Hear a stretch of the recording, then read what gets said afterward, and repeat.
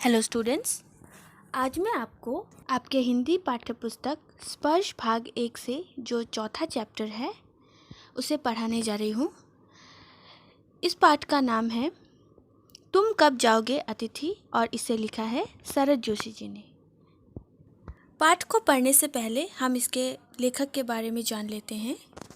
शरद जोशी का जन्म मध्य प्रदेश के उज्जैन शहर में 21 मई 1931 को हुआ। इनका बचपन कई शहरों में बीता। कुछ समय तक यह सरकारी नौकरी में रहे, फिर इन्होंने लेखन को ही आजीविका के रूप में अपना लिया।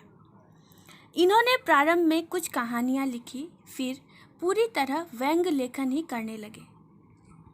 इन्होंने व्यंग लेखन, व्यंग उपन्यास, व्यंग कॉलम के अतिरिक्त हास्य व्यंग्यपूर्ण धारावाहिकों की पटकथाएं और संवाद भी लिखे। हिंदी व्यंग को प्रतिष्ठा दिलाने वाले प्रमुख व्यंग्यकारों में शरद जोशी जी भी एक हैं।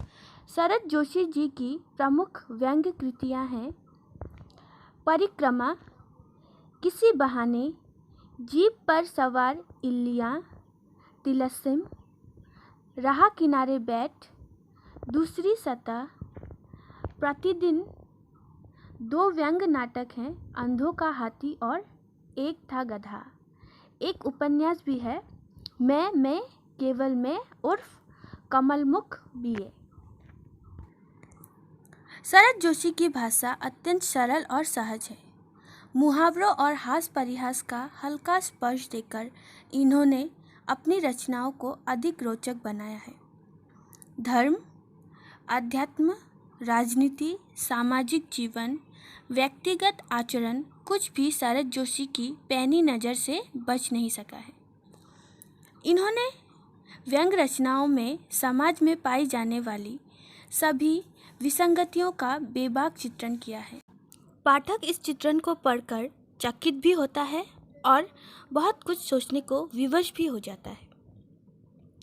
प्रस्तुत पाठ तुम कब जाओगे अतिथि में शरद जोशी ने ऐसे व्यक्तियों की खबर ली है जो अपने किसी परिचित या रिश्तेदार के घर बिना कोई पूर्व सूचना दिए चले आते हैं और फिर जाने का नाम नहीं लेते, भले ही उनका टिके रहना मेज़बान पर कितना ही भारी क्यों न पड़ जाए।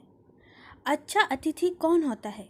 वह जो पहले से अपने आने की सूचना देकर आए और 1-2 दिन मेहमानी करा के विदा हो जाए, या वह जिसके आगमन के बाद मेज़बान वह सब सोचने को विवश हो जाए जो इस पाठ के मेज़बान निरंतर सोचते रहे। आइए अब इस पाठ के सार को जान लेते हैं। लेखक के घर एक अतिथि 4 दिनों से रह रहा है, जिसे देखते हुए वे कहते हैं कि हे अतिथि, तुम्हें देखते ही मेरा बटुआ काँप गया था, फिर भी हमने भरसक मुस्कान के साथ तुम्हारा स्वागत किया था। रात के भोजन को मध्यम वर्गीय डिनर जैसा भारी भरकम बना दिया था। सोचता था कि तुम सुबह चले जाओगे, पर ऐसा नहीं हुआ। तुम यहाँ आराम से सिगरेट के झल्ले उड़ा रहे हो। उधर मैं तुम्हारे सामने कैलेंडर की तारीख बदल बदल कर तुम्हें जाने का संकेत दे रहा हूँ।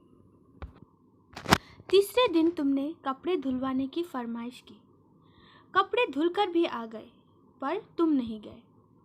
पत्नी ने सुना तो वह भी आंखें ततेरने लगी। चौथे दिन कपड़े धुलकर आ गए, फिर भी तुम डटे हुए हो।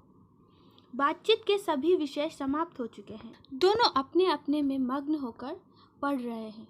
सौहार्द समाप्त हो चला है। भावनाएं गालियां बनती जा रही हैं। सत्कार की उष्मा समाप्त हो चुकी है। अब भोजन में खिचड़ी बनने लगी है। घर को स्वीट होम कहा गया है, पर तुम्हारे होने से घर का स्वीटनेस खत्म हो गया है। अब तुम चले जाओ, वरना मुझे गेट आउट कहना पड़ेगा। यदि तुम अपने आप कल सुबह चले न गए तो मेरी सहनशीलता जवाब दे जाएगी। माना तुम देवता हो, किंतु मैं तो आदमी हूँ।